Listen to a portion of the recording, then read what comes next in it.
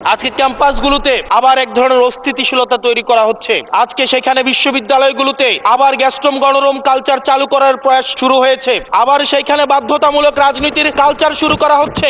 অত্যন্ত দুঃখজনক বিষয়, আজকে বিশ্ববিদ্যালয়গুলো শুধুমাত্র নেতা উৎপাদন করার এক ধরনের বিশেষ সার্কেলে পরিণত হয়েছে। মাননীয় স্পিকার, আমরা দেখেছি ক্ষমতাসীন যারা রয়েছে তারা তাদের সন্তানদেরকে বিদেশে রেখে নিরাপদ ভবিষ্যৎ নিশ্চিত করে, আর মধ্যবিত্ত সন্তানরা যাদের বাবারা কষ্ট করে তাদের সন্তানদেরকে বিশ্ববিদ্যালয়ে পাঠায়, তাদের সন্তানদেরকে ক্ষমতালোভী রাজনীতিবিদরা তাদের সন্তানদেরকে ব্যবহার করে তাদের ক্যারিয়ারে ঝুঁকিতে ফেলে তাদের গদি বা পাটাতন শক্ত করার জন্য, আর পরের সন্তানের ভবিষ্যৎকে নিয়ে ছিনিমিনি খেলে। মাননীয় স্পিকার, জাতীয় সংসদে এক বিরল ইতিহাস সৃষ্টি করলেন হাসনাত আব্দুল্লাহ এমপি। হ্যাঁ, in the sense that Hasnat যে ঐতিহাসিক বক্তব্য দিয়েছেন, এই বক্তব্য সংসদীয় ইতিহাসে অমর হয়ে থাকবে।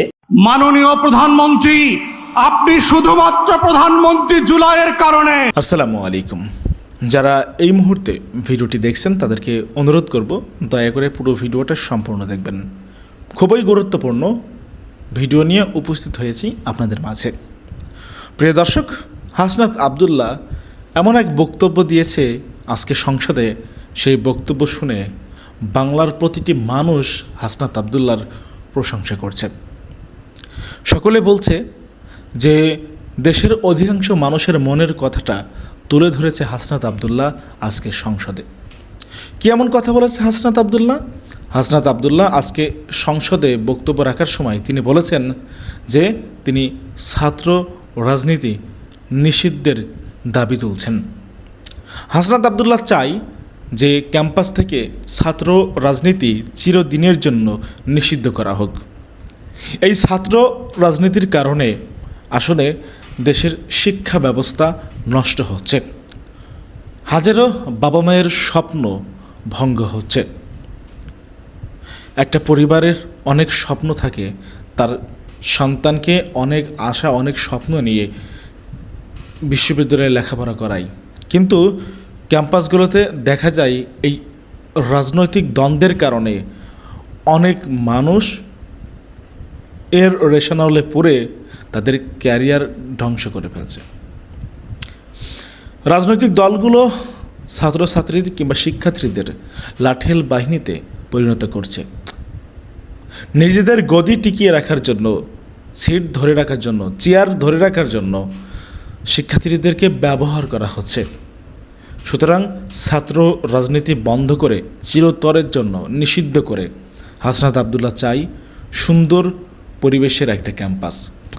হাসনাত আব্দুল্লাহ এছাড়াও বলেছে যে এমপি মন্ত্রী যারা আছে, যারা থাকে, তারা তো দেশের বাইরে তাদের সন্তানকে লেখাপড়ার জন্য পাঠিয়ে দেয়, আর দেশে অন্য মানুষের সন্তানকে বলির পাঠা বানায়। হাসনাত আব্দুল্লাহর এই বক্তব্যের কারণে সকলেই বাহবা দিচ্ছে, প্রশংসা করছে তার। চলুন কথা না বাড়িয়ে হাসনাত আব্দুল্লাহ ছাত্র রাজনীতি নিষিদ্ধকে কেন্দ্র করে কি বলল সংসদে এবং আরও অন্যান্য বিষয় নিয়ে কি কথা বলল আমরা সেটা দেখি, তারপরে কথা বলি।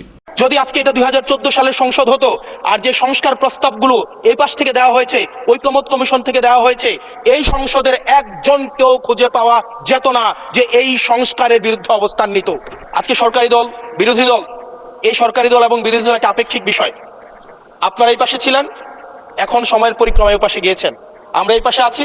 যদি জনগণ চায়, আমরা যদি মানুষের ম্যান্ডেট নিয়ে এগিয়ে যেতে পারি, তাহলে সময়ের পরিবর্তনে এই সিট পরিবর্তন হবে। প্রধানমন্ত্রী যিনি আছেন, মাননীয় প্রধানমন্ত্রী, ওনার সন্তান যেই প্রজন্মের, আমরা একই প্রজন্মের, আমাদেরকে ধারণ করার চেষ্টা, আমি চাইবো আপনারা সবাই আমাদেরকে ধারণ করার চেষ্টা করবেন। এই সংসদে বসে, এসি রুমে বসে, এসি গাড়িতে চলে, মিনিস্ট্রির এসিতে বসে, বাসার মধ্যে 24/7 আনইন্টারাপ্টেড ইলেকট্রিসিটির মধ্যে থেকে জনগণের সমস্যা বোঝা যায় না। সংসদে যখন আমরা দাঁড়াই, আমরা জনগণের সমস্যা অনুধাবন করতে পারি না। আমরা এই সংসদে বসে যদি আমরা লোডশেডিং এ আমরা খুঁজি, এই সংসদে বসে লোডশেডিং পাওয়া যাবে না। সংসদে যারা বসে আছি, বাংলাদেশের সবচেয়ে ফেসিলিটেড মানুষের মধ্যে আমরা অন্যতম। মাননীয় স্পিকার, আমরা যখন শুনতে পাই যে একটা রাজনৈতিক দলকে নির্মূল করার আহ্বান একটা সরকার দল থেকে আসে, সেই বাংলাদেশে আমরা মাননীয় স্পিকার ফিরতে চাই না। আমার সিরিয়াল অনেক পিছনে ছিল, যদিও আমি আজকে এই সংসদে আমরা অনেক ত্যাগ, তিতিক্ষা, আমরা সবার কাছে অনেকের সংগ্রামের কথা শুনি, তারা অনেক লড়াইয়ের মধ্য দিয়ে আজকে এই সংসদটি আমাদের প্রজন্মের জন্য আসলে আমরা আজকে যা কাজ করছি না কেন সেগুলো হচ্ছে আমাদের প্রজন্মের জন্য। আপনারা যে কাজগুলো করছেন, যে দায়িত্বটা নিয়েছেন, এই দায়িত্বের ফলভোগী বা সুবিধাভোগী কিন্তু আমাদের এই প্রজন্ম। মাননীয় স্পিকার, আমরা খুব আশাহত হই যখন এই সংসদ এত রক্ত, এত লড়াই, এত ত্যাগের পরে আজকে যখন এই সংসদটি গঠিত হয়েছে, কিন্তু এই সংসদ আবার আগের যেই বিশিয়াস সাইকেল, দোষারোপের যেই সাইকেল, একজন একজনকে বিভিন্ন ট্যাগিং এর যেই সাইকেল, মত দমনের নামে, বিরোধী মত দমনের নামে মামলার যে সাইকেল, আমরা সেইখানে আবার চলে গিয়েছি। ক্যাম্পাসগুলো আবার আনরেস্টের দিকে যাচ্ছে, অস্থিতিশীল পরিবেশ সৃষ্টি হচ্ছে, বিরোধী দল মত দমনের জন্য মামলা করা হচ্ছে, প্রতিমন্ত্রীকে ফেসবুকে লেখার কারণে বাসা থেকে তুলে নিয়ে আসা হচ্ছে, হুইপকে সমালোচনা করলে বাসা থেকে তুলে নিয়ে আসা হচ্ছে। আবার আমরা আগের সংস্কৃতিতে আমরা চলে যাচ্ছি, যেখানে মাননীয় প্রধানমন্ত্রী নিজে কার্টুন শেয়ার করে বিভিন্ন স্যাটায়ার, বিভিন্ন মকারিকে প্রমোট করছে, বিরোধী মতকে প্রমোট করছে।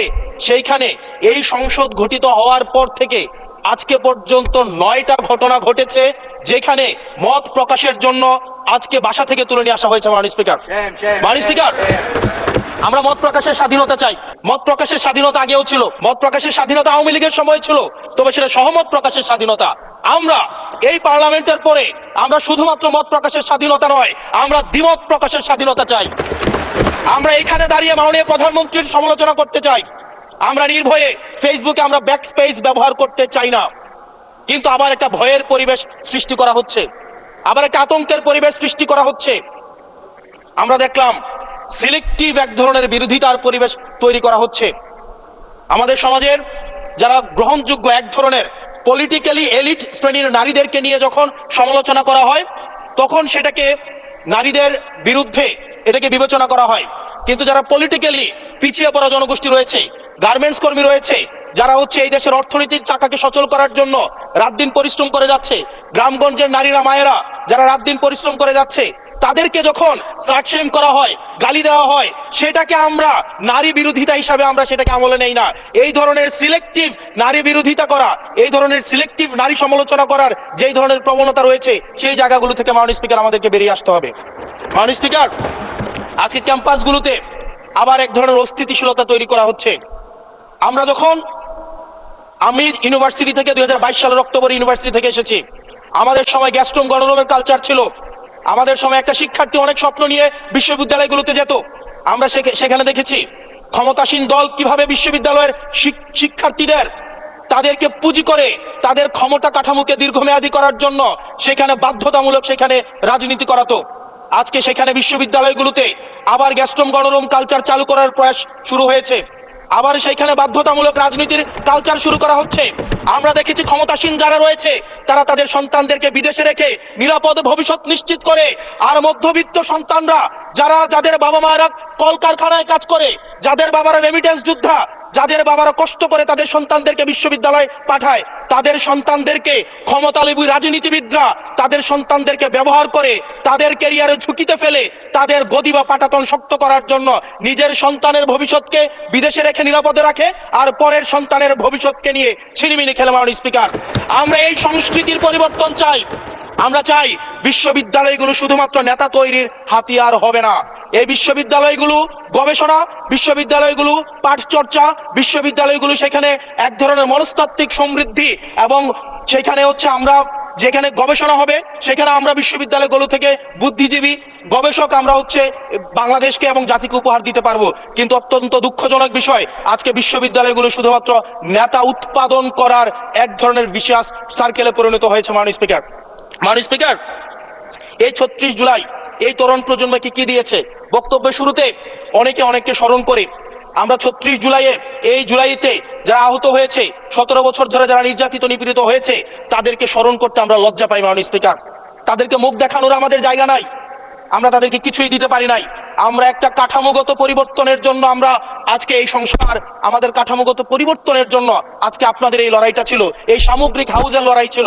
আমি চ্যালেঞ্জ করে বলতে পারি, যদি 2009, 10, 11, 12, 13, 14 সালে আমি সংসদে বসে কিছুক্ষণ আগে আমি 2009 সাল পরবর্তী থেকে 12 সাল পর্যন্ত যেই সংসদের যে বিতর্কগুলো ছিল, আমি বিতর্কগুলো পড়ার চেষ্টা করছিলাম। মাননীয় স্পিকার, যদি আজকে এটা 2014 সালের সংসদ হতো, আর যে সংস্কার প্রস্তাবগুলো এই পাশ থেকে দেওয়া হয়েছে, ঐকমত্য কমিশন থেকে দেওয়া হয়েছে, এই সংসদের একজনকেও খুঁজে পাওয়া যেত না যে এই সংস্কারের বিরুদ্ধে অবস্থান নিত। আজকে মানবাধিকার কমিশনকে ল্যাপস করে দেওয়া হয়েছে। মানবাধিকার কমিশনকে ল্যাপস করা হয়েছে, বারবার করে বলা হচ্ছে আরো শক্তিশালী ভাবে মানবাধিকার কমিশন নাকি উত্থাপন করা হবে। আজকে পুলিশ সংস্কার কমিশন, আজকে অর্ডিন্যান্স সেখানে বাতিল করে দেওয়া হয়েছে, বলা হচ্ছে আরো পুনর্বিবেচনা সাপেক্ষে সেখানে এই সংসদ উত্থাপন করা হবে। মাননীয় স্পিকার, যদি সেটাকে সবকিছুই তো সংশোধনের মধ্য দিয়ে যাচ্ছে, যদি এটা নিয়তটা যদি সহি থাকতো, ওয়েল ইন্টেনশন যদি থাকতো, এই অর্ডিন্যান্সটাকে এখানে গ্রহণ করে পরবর্তীতে কিন্তু সংশোধন করা যেত। মাননীয় স্পিকার, মাননীয় সদস্য, আপনার সময় 2 মিনিট বাড়িয়ে দেওয়া হলো, 2 মিনিটে শেষ করুন। থ্যাংক ইউ মাননীয় স্পিকার। মাননীয় স্পিকার, আজকে সরকারি দল, বিরোধী দল, এই সরকারি দল এবং বিরোধী দল একটা আপেক্ষিক বিষয়। আপনারা এই পাশে ছিলেন, এখন সময়ের পরিক্রমায় পাশে গিয়েছেন, আমরা এই পাশে আছি। যদি জনগণ চায়, আমরা যদি মানুষের ম্যান্ডেট নিয়ে এগিয়ে যেতে পারি, তাহলে সময়ের পরিবর্তনে এই সিট পরিবর্তন হবে। আমি আপনাদের সবাইকে আহ্বান জানাবো, প্রজন্মের ভাষাকে অনুধাবন করার চেষ্টা করুন। এটা আমি আমার নিজেকেও বলবো, প্রজন্মের ভাষাকে পড়ার চেষ্টা করুন। আমাদের প্রধানমন্ত্রী যিনি আছেন, মাননীয় প্রধানমন্ত্রী, ওনার সন্তান যেই প্রজন্মের, আমরা একই প্রজন্মের। আমাদেরকে ধারণ করার চেষ্টা, আমি চাইবো আপনারা সবাই আমাদেরকে ধারণ করার চেষ্টা করবেন।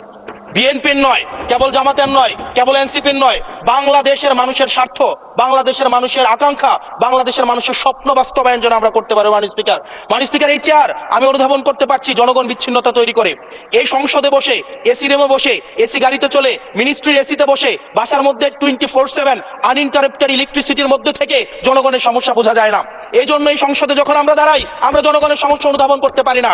আমরা এই সংসদে বসে যদি আমরা লোডশেডিং এ আমরা খুঁজি, এই সংসদে বসে লোডশেডিং পাওয়া যাবে না, এই সংসদে বসে জনগণের সমস্যা পাওয়া যাবে না, এই সংসদে বসে সবকিছুকেই। মাননীয় স্পিকার, আমরা যে এই বাংলাদেশের সবচেয়ে সুবিধাভোগী মানুষের মধ্যে এই সংসদে যারা বসে আছি, বাংলাদেশের সবচেয়ে ফেসিলিটেড মানুষের মধ্যে আমরা অন্যতম। মাননীয় স্পিকার, আমাদের জনগণের কাছে যেতে হবে, জনগণের আশাগুলোকে, সময়গুলোকে, স্বপ্নগুলোকে আমরা রাজনৈতিক ভাষার মধ্য দিয়ে, কর্মসূচির মধ্য দিয়ে সেগুলোকে বাস্তবায়নের জন্য আমাদের সবাইকে সমন্বিতভাবে, ঐক্যবদ্ধভাবে কাজ করার প্রয়াস আমাদেরকে থাকতে হবে।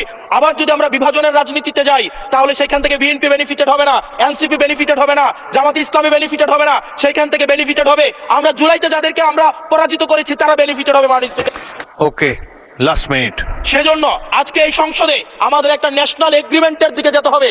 আমরা পলিসির জায়গায় আমাদের বিরোধিতা থাকবে, পলিসির জায়গায় আমরা এগ্রিমেন্টের মধ্যে থাকবো, কিন্তু আমাদের একটা রেড লাইন টানা উচিত। এই লাইনটা আমরা ক্রস করব না। আমরা যখন শুনতে পাই যে একটা রাজনৈতিক দলকে নির্মূল করার আহ্বান একটা সরকার দল থেকে আসে, সেই বাংলাদেশে আমরা মাননীয় স্পিকার ফিরতে চাই না।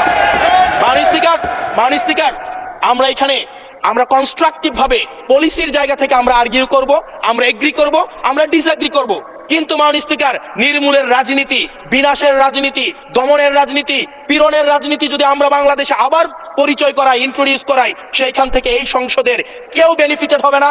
বেনিফিটেড হবে আমাদের সবচেয়ে বেশি যারা আমাদের এই বাংলাদেশটাকে ঝুঁকির দিকে ঠেলে দিয়েছে, সেই অপশক্তি হচ্ছে মাননীয় স্পিকার বেনিফিটেড হবে। সেজন্য আমরা ঐক্যবদ্ধভাবে বাংলাদেশটাকে বিনির্মাণ করি। জাতীয় সংসদে এক বিরল ইতিহাস সৃষ্টি করলেন হাসনাত আব্দুল্লাহ এমপি। হ্যাঁ, in the sense that Hasnat যে ঐতিহাসিক বক্তব্য দিয়েছেন, এই বক্তব্য সংসদীয় ইতিহাসে অমর হয়ে থাকবে এবং হাসনাতের এই বক্তব্য নিয়ে রাজনীতি বিশ্লেষক, সাধারণ মানুষ গবেষণা শুরু করেছে এবং সবাই প্রশংসা করছে। বিশেষ করে জামাত শিবিরের লোকজন হাসনাতের এই বক্তব্য শেয়ার করছে এবং হাসনাত আব্দুল্লাহর প্রশংসায় জামাত শিবির পঞ্চমুখ। দর্শক, হাসনাত আব্দুল্লাহকে জামাত শিবির মনে রাখবে। অসাধারণ ঘটনা ঘটিয়েছেন আমাদের স্নেহের প্রিয় হাসনাত আব্দুল্লাহ। দর্শক, আপনারা জানেন দেশকে বিএনপি অস্থির করে তুলেছে এবং সবকিছুর গোড়া কিন্তু এক জায়গায়। এই যে ক্যাম্পাসগুলোতে শিবিরের পায়ে পরে হামলা করা, পায়ে পরে মারামারি বাধাতে চাওয়া, থানায় ঢুকে মপ করা, পায়ের গোড়ালি বিচ্ছিন্ন করে ফেলা শিবির নেতা এবং জামাত ইসলামীকে নির্মূল করার ঘোষণা মেজে ফখরুল ইসলাম আলমগীরের, এগুলো কিন্তু সব একই সূত্রে গাথা। এগুলো সব উপর থেকে এসেছে, প্রতিবেশী দেশ থেকে ওহির ভিত্তিতে এইসব কাজ করা হচ্ছে। কেন?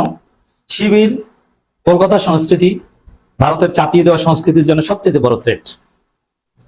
বিশেষ করে যুগ যুগ ধরে বাংলাদেশের সোশ্যাল স্পিয়ার সব জায়গায় ইসলামিক সংস্কৃতির আমগন্ধ যেখানে ছিল না, শিবির সেগুলো ইন্ট্রোডিউস করেছে জুলাই বিপ্লবের ফলে।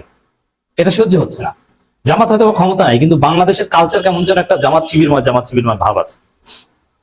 তো এই যে জামাত শিবিরকে নির্মূল করার চেষ্টা, ক্যাম্পাস দখল করার চেষ্টা, এগুলোর বিরুদ্ধে জামাত প্রতিবাদ করেছে, কিন্তু সবচাইতে জোরালো এবং আলোচিত প্রতিবাদ, এবং যেগুলো জামাত শিবিরের কাছেও আলাদা তাৎপর্য বহন করে, সেটা হচ্ছে হাসনাত আব্দুল্লাহর সংসদের বক্তব্য।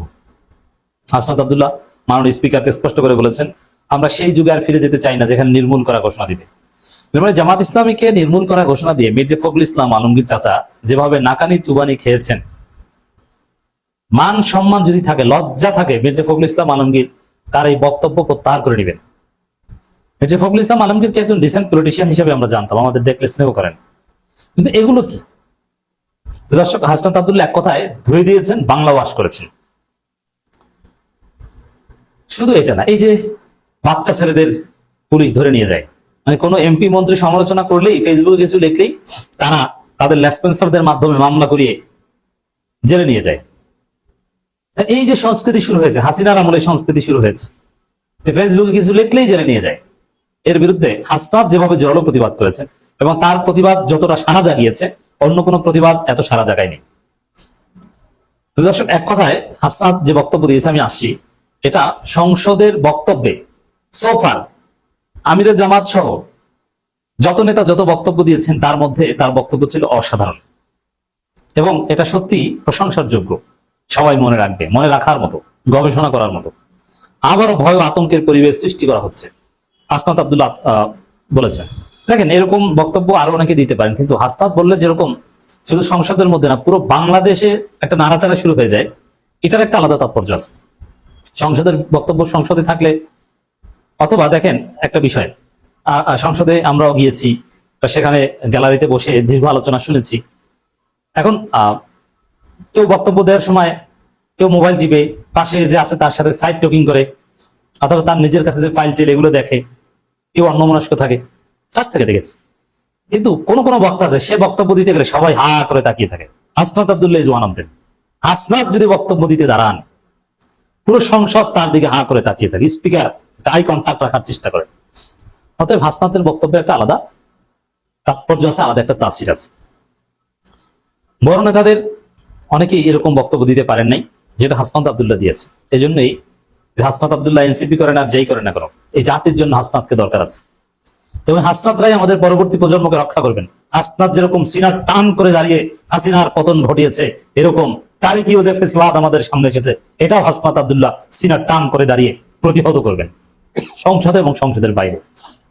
এবং হাসনাত আব্দুল্লাহরা এরকম যাদের বিরুদ্ধে বিভিন্ন হয়রানিমূলক মামলা টামলা হয়, হাসিনা স্টাইলে মামলা হয় ফেসবুকে লেখার অভিযোগে, তাদেরকে হাসনাতদের প্রতিবাদের মাধ্যমে ছাড়িয়ে আনা হবে, এবং এটা করতে পারবেন আমরা বিশ্বাস করি। লজ্জায় করে হলেও বিএনপি এটা করবে। হাসনাতরা লজ্জা দিতে পারেন, বিব্রত করতে পারেন। হাসনাত শুরু করেছেন এভাবে, আমরা আগের সংস্কৃতিতে ফিরে যাচ্ছি, যেখানে প্রতিমন্ত্রী সমালোচনা করলে তুলে নিয়ে আসা হচ্ছে, হুইপের সমালোচনা করলে তুলে নিয়ে আসা হচ্ছে, যেখানে প্রধানমন্ত্রী স্যাটায়ার প্রমোট করেন, সেখানে মত প্রকাশের জন্য এই সংসদ গঠনের পর এখন পর্যন্ত 9 জনকে তুলে এনেছে সরকারি বাহিনী। আমরা মত প্রকাশের স্বাধীনতা চাই, তবে মত প্রকাশের স্বাধীনতা হাসিনার আমলেও ছিল, আমরা চাই সহমত প্রকাশের স্বাধীনতা। দর্শক, যদি সময় মতো তারেক জিয়া সরকারের টনক না নড়ে, তারেক জিয়া নিজেই এগুলো নির্দেশ দেন অনেককে ধরে আনতে, কারণ তার তো মান সম্মান নাই, জোর করে মান সম্মান আদায় করতে চান। এভাবে হয় না, ভালো কাজের মাধ্যমে সম্মান আদায় করার চেষ্টা করেন। এভাবে গ্রেপ্তার করে আপনার সম্মান বাড়বে, আপনার সম্মান কমবে, আরো বেশি গালাগালি করবে। অতএব যদি সময় মতো টনক নড়ে ভালো, আর যদি এগুলো থেকে বিএনপি সরকার এ ধরনের দমন নীতি থেকে ফিরে না আসে, তার পরিণতি হবে হাসিনার মতো। আর এখনকার যুগের পোলাপান অনেক অ্যাডভান্স। আপনি একজনকে ধরবেন, ওই যে দেখেছেন না যে গুলি করে একটাকে মরে একটা, আর বাকিগুলো তো যায় না। আপনি একজনকে ধরবেন ফেসবুকে লেখার কারণে, আরো 10,000 জন আরো বেশি করে লিখবে। কতজনকে ধরবেন? আপনার জেল ভরে যাবে, আপনি থামাতে পারবেন না। স্যাটারে বিএনপি তারেক রহমান এদের জীবন অতিষ্ঠ করে ফেলবে দেশের তরুণ সমাজ। এটা বর্তমান রিয়েলিটি, এটা মানতে হবে আপনার।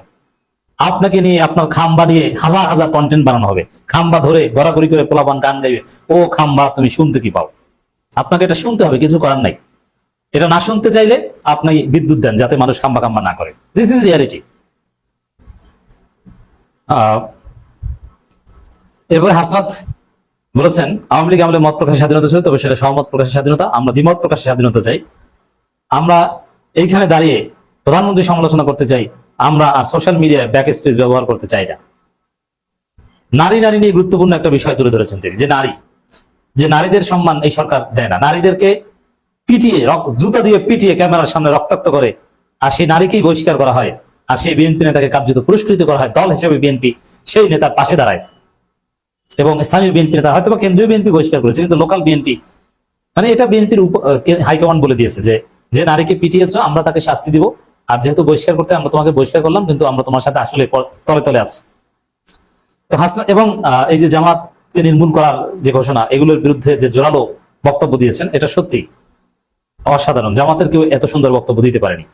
মাননীয় প্রধানমন্ত্রী, আপনি শুধুমাত্র প্রধানমন্ত্রী জুলাইয়ের কারণে, আপনি শুধুমাত্র প্রধানমন্ত্রী আমার 24-এর 1400 শহীদের কারণে, আপনি শুধুমাত্র প্রধানমন্ত্রী আমার 26,000 আহত ভাই বোনের কারণে, আপনি শুধুমাত্র প্রধানমন্ত্রী আমার 650 চোখ হারানো অন্ধ ভাই বোনের জন্য, 72-এর সংবিধানের জন্য না।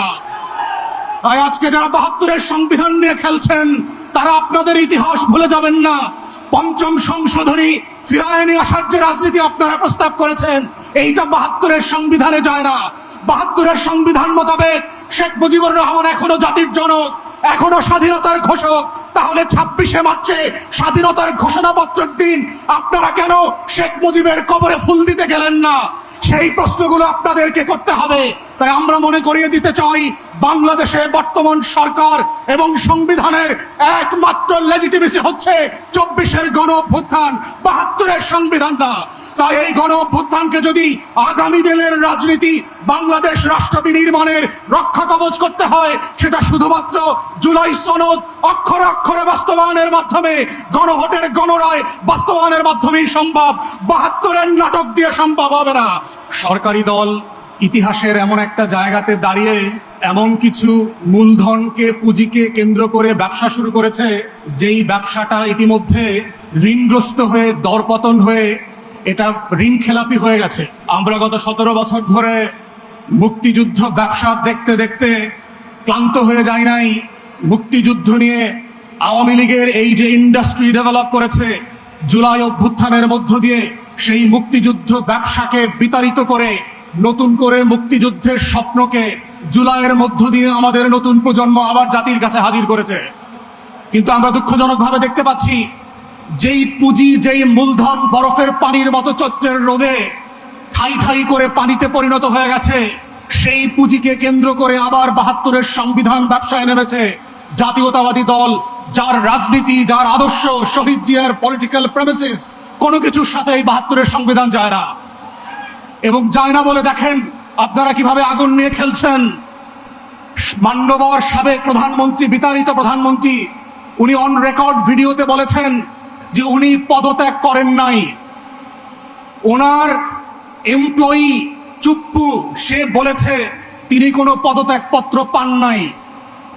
তাহলে 72-এর সংবিধান মোতাবেক, 24-এর ডামি নির্বাচন মোতাবেক যেই প্রধানমন্ত্রী পদত্যাগ করেন নাই, আর যার কাছে পদত্যাগপত্র দেওয়া হয়েছিল তিনি পান নাই, তিনি এখনো 72-এর সংবিধান মোতাবেক বাংলাদেশের প্রধানমন্ত্রী। তাহলে আজকে যারা 72-এর সংবিধান নিয়ে খেলছেন, আপনাদেরকে জিজ্ঞেস করতে হবে নিজেদেরকে, বাংলাদেশে কি আজকে দুটো সংসদ আছে? বাংলাদেশে কি আজকে দুজন প্রধানমন্ত্রী আছে? একজন বিতাড়িত হয়েছেন আর একজন বিতাড়িত হওয়া প্রধানমন্ত্রীর চেয়ারে বসে আছেন। আমাদের বক্তব্য খুব পরিষ্কার, মাননীয় প্রধানমন্ত্রী, আপনি শুধুমাত্র প্রধানমন্ত্রী জুলাইয়ের কারণে, আপনি শুধুমাত্র প্রধানমন্ত্রী আমার 24-এর 1400 শহীদের কারণে, আপনি শুধুমাত্র প্রধানমন্ত্রী আমার 26,000 আহত ভাই বোনের কারণে, আপনি শুধুমাত্র প্রধানমন্ত্রী আমার 650 চোখ হারানো অন্ধ ভাই বোনের জন্য, 72-এর সংবিধানের জন্য না। তাই আজকে যারা 72-এর সংবিধান নিয়ে খেলছেন, তারা আপনাদের ইতিহাস ভুলে যাবেন না। পঞ্চম সংশোধনী ফিরায় নিয়ে আসার যে রাজনীতি আপনারা প্রস্তাব করেছেন, এইটা 72-এর সংবিধানে যায় না। 72-এর সংবিধান মোতাবেক শেখ মুজিবুর রহমান এখনো জাতির জনক, এখনো স্বাধীনতার ঘোষক। তাহলে 26শে মার্চে স্বাধীনতার ঘোষণাপত্রের দিন আপনারা কেন শেখ মুজিবের কবরে ফুল দিতে গেলেন না? সেই প্রশ্নগুলো আপনাদেরকে করতে হবে। তাই আমরা মনে করিয়ে দিতে চাই, বাংলাদেশে বর্তমান সরকার এবং সংবিধানের একমাত্র লেজিটিমেসি হচ্ছে 24-এর গণ অভ্যুত্থান, 72-এর সংবিধান না। তাই এই গণ অভ্যুত্থানকে যদি আগামী দিনের রাজনীতি বাংলাদেশ রাষ্ট্র বিনির্মাণের রক্ষা কবচ করতে হয়, সেটা শুধুমাত্র জুলাই সনদ অক্ষরে অক্ষরে বাস্তবায়নের মাধ্যমে, গণভোটের গণরায় বাস্তবায়নের মাধ্যমেই সম্ভব। 72-এর নাটক দিয়ে সম্ভব হবে না। সবাইকে সেই আহ্বান জানিয়ে আমার বক্তব্য এখানে শেষ করছি। আসসালামু আলাইকুম। এই গুপ্ত শব্দটাকে কেন্দ্র করে বাংলাদেশ একটা বিপ্লব হইতে পারে। নতুন বিতর্ক, গুপ্ত আবার লন্ডন পালিয়ে গেছে, এই যে বিতর্ক ছাত্রদের মধ্যে পর্যবেক্ষণ জানতে চাই। এই যে গুপ্তের কথা আপনি বললেন, দেখেন বাংলাদেশে ইতিপূর্বে রাজাকার, তারপরে হচ্ছে মুক্তিযুদ্ধের চেতনা, এইগুলোর সামনে নিয়ে এসে আপনার দীর্ঘদিন ধরে বাংলাদেশের মানুষের উপর নির্যাতন নিপীড়ন চালানো হয়েছে। একটা দলের প্রধান তিনি যখন তার মিছিল মিটিং এ গুপ্ত শব্দটা ব্যবহার করেন, তখন আসলে বুঝতে খুব একটা বাকি থাকে না যে আগামীর দিনে গুপ্ত কেন্দ্রিক একটা ট্যাগিং এর রাজনীতি বাংলাদেশে কায়েম হবে। বাংলাদেশে ইতিমধ্যে আপনার রাজাকার বা এই টাইপের যে শব্দগুলো ছিল প্রাসঙ্গিক নাই, এগুলোর আবেদন হারিয়ে গেছে আর কি জুলাই গণ অভ্যুত্থানের মধ্য দিয়ে। কিন্তু আমার কাছে যে মনে হয় যে গুপ্ত যেই শব্দটা, এটা আগামী আরো 10-15 বছর বাংলাদেশে টিকে থাকবে। এবং এই টিকে থাকায় যেই ব্যাপারটা ঘটবে সেটা হচ্ছে এই গুপ্ত শব্দটাকে কেন্দ্র করে বাংলাদেশ একটা বিপ্লব হইতে পারে। কারণ আপনি দেখেছেন যে ইতিপূর্বে রাজাকার যে শব্দটা আওয়ামী লীগ সরকার ইউজ করত, আওয়ামী লীগ সরকারের সকল তল্পিতল্পা বাহিনী আর কি যে শব্দটাতে মগ্ন ছিল, এই এক শব্দের মধ্য দিয়ে বাংলাদেশে এমন কোনো কাজ নাই, খারাপ কাজ যেটা করা হয় নাই। এই এক শব্দ দিয়ে মানুষকে গুম করা হয়েছে, এই এক শব্দ দিয়ে মানুষকে খুন করা হয়েছে, এবং এই একই শব্দ দিয়ে এই সকল কিছুর বৈধতা দেওয়া হয়েছে। তো আমার কাছে মনে হয় যে আগামী দিনে যে কাজটা ঘটতে পারে সেটা হচ্ছে, ধরেন বিএনপির কেউ তার প্রতিপক্ষ বিএনপির আরেকজনকে হত্যা করে ফেললো, হত্যা করার পরে সে যে জিনিসটা বলতে পারবে সেটা হচ্ছে যে ও গুপ্ত ছিল। তো এই রকমের করে গুপ্তের একটা রাজনীতি সামনের দিকে চলবে, এবং সেইখানে অসংখ্য নিরীহ মানুষ এই নির্মমতার শিকার হবে। এবং সেইটাকে কেন্দ্র করে যেমন আমরা দেখেছি যে জুলাইয়ের সময় তুমি কে আমি কে রাজাকার এইটা বলে যে একটা গণবিস্ফোরণ ঘটেছে মানুষের মধ্য দিয়ে, এই ক্ষেত্রে তাকে কোনোভাবেই বর্তমানে যে দলকে কেন্দ্র করে বলা হয় আর সবাই যে সেই দলের সমর্থক ছিল, ব্যাপারটা এমন না। এই শব্দের মধ্য দিয়ে পুরো বাংলাদেশের মানুষকে কোণঠাসা করে ফেলা হয়েছিল। সুতরাং আমার কাছে মনে হয় যে আগামীর দিনগুলোতে এই গুপ্ত শব্দের মধ্য দিয়ে বাংলাদেশে আর একটা খারাপ নজির স্থাপন হতে যাচ্ছে। প্রিয় দর্শক, আপনারা কি বলতে চান অবশ্যই সেটি কমেন্টে উল্লেখ করে জানাবেন আপনাদের মূল্যবান অভিব্যক্তি মতামতটা।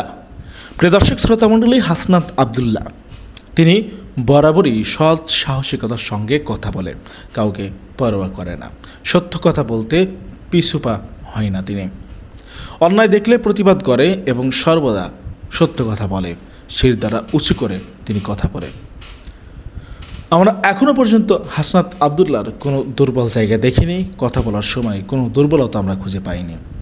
আমরা চাই হাসনাত আবদুল্লাহ এভাবেই জনমানুষের কথা তুলে ধরুক পার্লামেন্টে। বাংলার 18-20 কোটি মানুষের এই মনের কথা, একটা দাবি যে ছাত্র রাজনীতি বন্ধ হোক, সেই দাবিটা আজকে তুলে ধরল। প্রিয় দর্শক, আপনারা কি চান ক্যাম্পাস থেকে ছাত্র রাজনীতি নিষিদ্ধ হোক? আপনারা কি চান বিশ্ববিদ্যালয় ক্যাম্পাস কিংবা কলেজে ছাত্র রাজনীতি চিরদিনের জন্য নিষিদ্ধ হোক? শিক্ষা প্রতিষ্ঠানকে রাজনৈতিক হাতিয়ার না বানিয়ে সুন্দর একটা পরিবেশে সুন্দর সঠিক শিক্ষা বাস্তবায়ন করা হোক, সেটা কি আপনারা চান? যদি চান তাহলে অবশ্যই কমেন্টে আপনাদের মতামতটা জানাবেন, এবং হাসনাতের বক্তব্য নিয়ে আপনারা 2-1 লাইন লিখে যাবেন। আমাদের চ্যানেলে নতুন হয়ে থাকলে অবশ্যই চ্যানেলটা সাবস্ক্রাইব করবেন। আজকের মতো বিদায় নিতে হচ্ছে আপনাদের কাছ থেকে। আল্লাহ হাফেজ।